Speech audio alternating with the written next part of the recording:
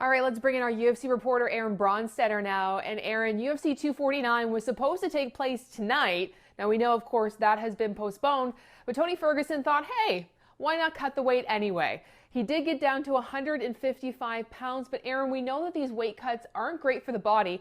Not to mention, he's supposed to take part in the UFC's fight card in just 3 weeks. This just seems so crazy to me. It's hard to imagine why someone would want to do that, but you've got to look at who Tony Ferguson is. You know, he's so different from not only the average human being, but the average fighter on the UFC roster. He's such an unorthodox human being. If you look at some of his training techniques that we've seen on Instagram, he's jumping from tire to tire, he's kicking poles, he's throwing boxes, he's doing things that nobody else does in training. So it's on brand for him to do something that pretty much nobody else would do. He's making weight for a fight that's not happening.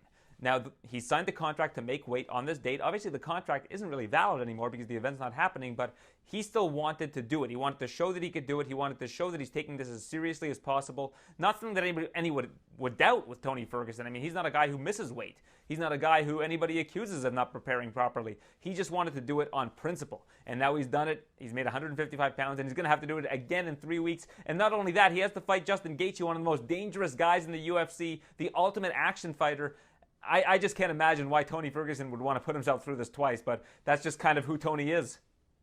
I mean, we're all bored right now, but a weight cut just for fun, that just doesn't sound like a very exciting isolation activity to me. Thanks, Aaron.